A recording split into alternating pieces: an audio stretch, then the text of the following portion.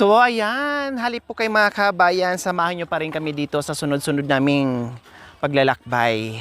Wow, ang ganda naman ng bahay ng mga kabayan. Ito yung gusto kong bahay na pagdating sa summer o nasa kabundukan mga kabayan, naku kahit tanghaling tapat, hindi mo maramdaman yung init, malamig pa rin. Kahit walang aircon, walang electric fan, pero Diyos ko, ang sarap ng higa-higa mo dito. Hello ate! Mukhang bagong gawa ito. Hi, magandang hapon. Ang ganda naman ng ano nyo. Ang ganda naman ng bahay nyo, ate. Ha? Galing pa po dun sa daan na may ano po, simento sa kontra. Hi, kuya. Good afternoon. Ang ganda. Ibig sabihin, hinahakot pa to. Malayo ang pinanggalingan ng kugon. Dinala pa dito. Wow, ang ganda ha. Ang init dito pero pag nandyan ka sa loob, hindi mo ramdam yung init ano. Oh, sabi ko na nga ba eh. Kasi dito mga kabayan, ito yung bahay na pwede dito. Kasi nga, lahar ito at walang gaanong puno dyan. Nandito sa side yung puno. Mainit dito, parang desierto po mga kabayan. Ito yung bagay na bahay dito, yung bubong. Ganito. Kailangan syempre ingat din kasi syempre madaling kainin ng apoy, no? Kailangan maingat lang din. Pero sanay naman na bata matanda, sanay na sila sa paggamit ng apoy, alam nila kung baga. Okay, anong pangalan ni ate? An po. Si An-An. Then si Mr. nyo? Pipoy po. Si Kuya Pipoy. Ilan ang anak nyo, ate An? 3 po. Naghuhugas kayo ng pinggan. Nakakatuwa mga kabayan, no? Kahit gaano kahirap yung buhay. Pero, very organized, malinis. Very organized po mga kabayan. Ang mga kaldero, mapuputi. Halatang malinis, mapuputi. At ganyan sila kadalas mga kabayan. Ganyan madalas, no, yung ating mga katutubong aitas, mga kapatid natin, no. Kahit simpleng buhay pero pagdating sa kalinisan mga kabayan, kaldero na napaka linis. Kahit may bit-bit na bata o anak mga kabayan, tuloy-tuloy pa rin sa paglinis si ate. Yan ang buhay natin, no, realidad talaga. Hindi natin pwedeng, kahit mahirap ka, no, hindi pwedeng ibig sabihin, hindi excuse sa atin na mahirap na hayaan mo na lang yung bahay mo na makalat. Kumusta ang buhay-buhay, kuya? Ano pangalan mo ulit? Pipoy po. Pipoy. Ang ganda ng pangalan mo ha, An-An, din Pipoy. Kumusta naman kuya Pipoy? Ayos naman po. Anong hanap buhay natin? Nagdadaon lang po. Wag nyo, ito nakakalungkot minsan, no? Kasi, kumbaga, yung sobrang down nila, yung sobrang bang, nag-ano lang po, yung may lang, no? Kasi alam naman natin kung magkano lang kinikita dito. Okay lang po yun. Kuya Pipoy, importante, marangal yung trabaho, no? Pinagpawisan mo, pinagpaguran mo, kahit anong trabaho dyan, basta kumikita ka ng sapat para sa pamilya mo na wala kang taong inaapakan, ayos lang yun, ha? Okay, so, napansin ko sa buhok mo, hindi Up na po. half-half na. Pero totaling wala kang akala mo ka, no? Ayan, no? Yung nanay ko po tuwid na buhok, Kapampangan po. Kapangpangan. Saan naman kayo nagkita ni Ann? Dito po sa Florida po. Paano nag-start? Paano nag-umpisa yung love story nyo? Yung bago kayo naging kayo? Text lang po. Tapos, Tapos po tinawagan ko. Pesta po nun. saan mo nakuha yung number niya? Naulang ko lang po. yung kumbaga, dial ka na ng dial. Tapos, tinext mo. Anong tinext mo nung una? Tinext ko po pagtapos aya ko. Sabi, sumagot naman po. Sumagot naman po. Anong name mo kanya? Sumagot naman po ako, Pipoy ako. Pipoy. Tapos sinabi din niya, ako naman si Pipay. Natawa yung Grabe ka naman tumawa, be. Sabi mo, ako si Pipoy. Tapos sumagot siya si Pipay. Dati po. Ate, nung sumagot ka si Pipay, ay tayo na ngayon. Tapos sumagot siya si Ate Ann. Tapos nung sumagot siya, tinawagan mo. Ano naman, bakit tumawag ka? Hindi mo pa ano. Bakit tumawag ka naman kay Ate Ann? Tapos po, niligawan ko na po yun. Tapos, Ligaw agad? Opo. Grabe, ang bilis mo naman. Naka 4x4 to. Tapos nung niligawan nyo, Yun po, sumagot din? Opo. Mabilis din. 1 linggo lang po. Isang linggong pag-ibig. Kantahan nyo mamaya. Mami D, ah. Oh, sige. Isang linggong pag-ibig Halimbawa po, nyo. sinagot ako ng linggo. Yung Lunes po, kinuha ko na. Obo, matinik ka talaga. Ang ganda mo, Ate Ann. Diba? Pero nung ka-textmate mo siya, hindi mo pa alam na kulot siya. Hindi, alam ko na po. Alam mo na talaga. Nagpakilala naman din siya. O, Ate Ann, nung nag-message sa'yo, nagulat ka. O, sino ba tong na to? Bakit biglang nag-message at nagulat kayo? Oo po, kasi hindi ko naman po alam yung number niya. Tapos nung nakikipag-usap sa'yo, sinagot mo naman, kikipag-usap ka din. Pag nagpapahinga po sa trabaho, nagtatrabaho sa Anong trabaho niya? kasambahay po. Kasambahay ka noon. Pag wala ka ng trabaho, Nag-aalaga po ng bata at saka naglilinis po ng bahay, nagluluto. kaya pala. Malinis ang bahay sa mga kaldero kasi kasabay naranasan niya. Kaya pala. And then, nung nag-uusap kayo, anong sinabi niya sa'yo? Yung po gusto na daw po mag-asawa. Nag-I love you din siya sa'yo? Hindi. Hindi na nag-I love you? Ay, wala na. Sinabi ko na po. Ay, nag-I love you ka? Tapos anong sagot niya? I love you din ganyan. Ah! Sabi nga awin ko na, sabi na po. Tapos ilang anak niyo ngayon, Kuya Pipoy? Alin po? Ano ang anak niyo ngayon, ilan? 3 po. 3. Yung pong bunso. O tapos, umalis ka na sa trabaho mo, Ate Ann, kasi nagsama na kayo. O kumusta naman yung pagsasama niyo? Okay na. Kahit hindi man magkakilala ng husto yung buhay nyo, yung kayo, Nagkasundo naman po kami. nagkasundo naman.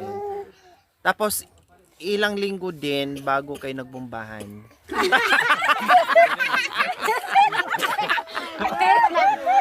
Alam ko na yun. Kasi mabilis to. Mabilis to.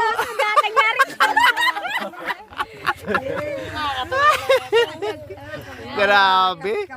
Sa bagay, hindi lang naman si Kuya Pipoy ang nangyaring. Marami. Mayroon ako natulungan noon na Negros pa napunta dito sa Pangasinan dahil lang din sa text tulad niyan. Kasi kumbaga, na-wrong send siya and then yung number na text niya, na-wrong send siya, nag-reply sa kanya. Ngayon, siyempre may komunikasyon na sila, naging sila. Kaya yung kababayan ko napunta dito sa Pangasinan, naging asawa niya. Sa text lang na hindi alam. Hindi lang, maraming ganyan, 'di ba? Importante, hindi man masyadong magkakilala sila, nagkasundo, tapos ito na sila ngayon. Taga-Mamagat ka pala. Tapos si Kuya naman, ikaw, Dito lang po talaga. dito talaga. Yung mga nanay mo, kumusta? Patay na po yung nanay ko. Pareha silang patay? Taga saan yung unat na nanay mo? Taga Malibawag po. Manibaog. Diyan talaga sila. Apo. Oh. So bukod doon sa pagdadahon, ano pa yung ginagawa mo, Kuya Pipoy? Yan po, namumuso, nagtatanim. Mayroon kayong taniman din. Pero ngayon po, wala naman po. Kasi inaayos ko po itong bahay ko. Hindi Pero po- ang galing mo ang galing nyo. Nagpupuso kayo tapos nakabahay ka. Ang ganda ng bahay mo kahit kubo. Ang galing Kumbaga sa budget, magaling kayo sa budget. Dati po, yero po dati yung bahay ko. Ngayon po, nung nandun po kami sa taas, pinakulong nila po ako. Pinakulong. Apo, para po mapadaling madamol si mga tao. Sumagsalita. Isa din kasi sila sa mga kabayan na nademolish din. Kasi maraming nagsabi sa akin na yung mga bahay nila doon, mga bato halos. Apo, Ilan lang yung hindi bato. So nung time na dinemolish sila, kaya syempre, wala na silang choice kung ano lang ang pwedeng gawing bahay. Basta matulugan ay ayos na. So nakulong ka, ilang taon ka nakulong? ano lang po, 7 buwan lang po. Bakit pinakulong ka? Kasi po, Isa ka sa tumutol o hindi pumayag? tinulungan ko lang po yung tita ko. Kasi po, tinutukan ng baril eh. Nagiging marahas yung yung pag-demolish nila. Buti hindi na tuluyan. Talaga walang namatay sa inyo. Wala naman po. Wala nasaktan. Wala naman po. Kumbaga yung parang tinakot lang, kumbaga. Kaya yung buong bahay ko po, hindi ko na po nakuha. Kaya yan na lang po na Buti nakalabas ka. meron pang tumulong. Sa awa ng Panginoon po.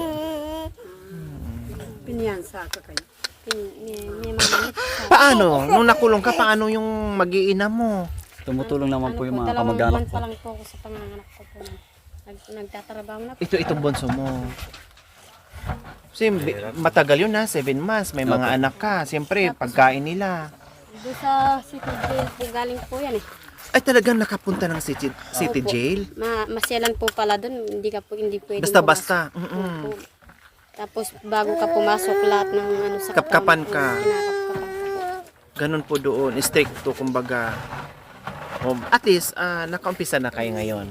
Kasi alam ko dito na trauma yung mga bata, yung mga matatanda, no, grabe yung nangyari. Pero ganun pa man, natuwa din ako kahit paano. Nandito kami, nakapag-abot kami ng pagmamahal, plus hindi lang pagmamahal ang ginawa namin mga kabayan, pati pagpapatawa, no? Saya lang, enjoy lang. Kasi mahirap na yung buhay, tapos pupunta ka doon, iiyak ka doon. Siyempre, ano na lang, isaya na lang, i-enjoy na lang natin yung buhay. Kasi wala na tayong choice, given na yon. Nandoon na tayo sa isang buhay na kung hindi ka kikilos ay wala kang makakain. Given na yon sa kanila. Kaya nandito tayo para magpatawa naman din. Okay, so okay, pasok Sarah QTV and Team Lorry Driver na masipag ngayon magbuhat. Please, bisita suportahan po natin Sarah QTV, Makoy Injakoy, Team Lorry Driver po mga kabayan. Ayan, so Pipoy and Ate Ann, ayan, may bigas, may grocery. Bukod pa yan ay merong pambili ng, syempre, hindi nawawala yung ating pambili ng ulam.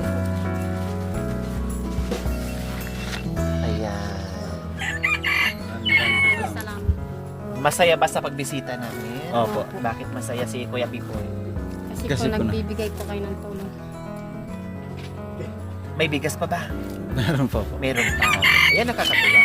No? Anong ulam nyo? Pag minsan po, gulay na lang po. Then, anong sahog? Kasi bitsin ang Opo. sahog. Walang mumo. Wala na po. Pabukal. Masarap. Kanina po, ano po, kamote at saka po ano ng ampalaya po. Ay, sayang. Hindi ko nadaknan. Ginagawa din namin yan. Ginagawa din namin yan doon sa view deck namin. Wow, masarap na pagkain. Very healthy, tapos masarap pa. Okay, sige. Magpapasalamat tayo sa ating walang sawang pagmamahal na very generous sponsor.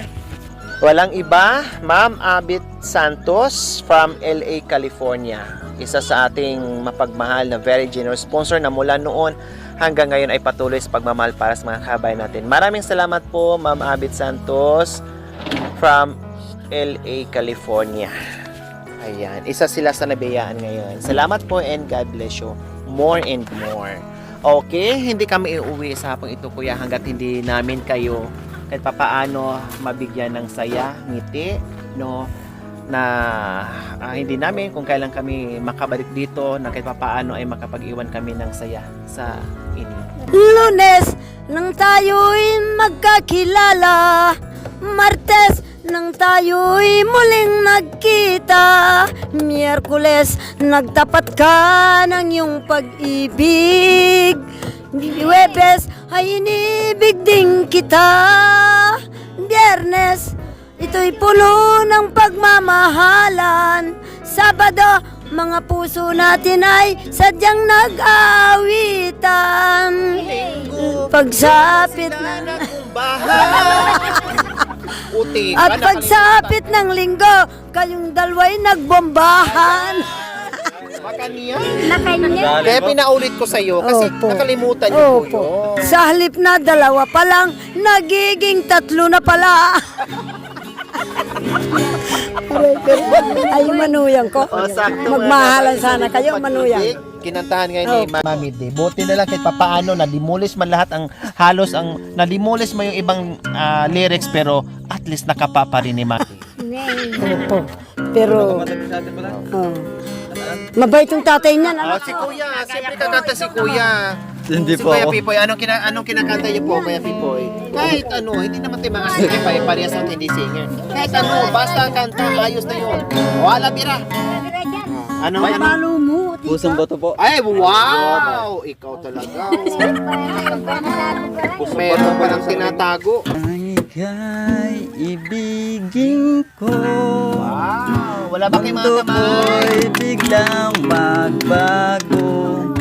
Akala ko ika'y langit, yung pala'y sakit ng ulo. Sabi mo noon sa'kin, kailanman di magbabago. Di mo lang dahil sa'yo ako'y di makakain, di rin makatulog buhat ng iyong lukuhin.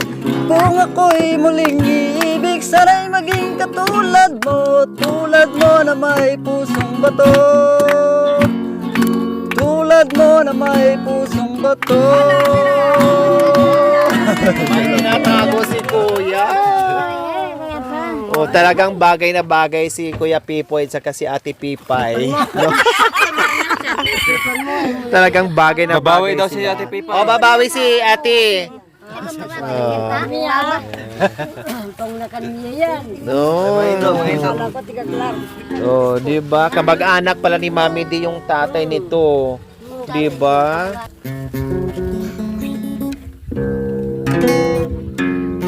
Yan, kalabreken. Now and forever. Walang mga kamay. Yeah, babe. Love me now, but you can. Can you leave me, my darling? Love me now and forever. When you kiss me, my love needs journey through. Please come back away to me. I be loving you. Love me now and forever. Love me now, but you can't. Hey, Can you leave me, my darling? Love me now and forever.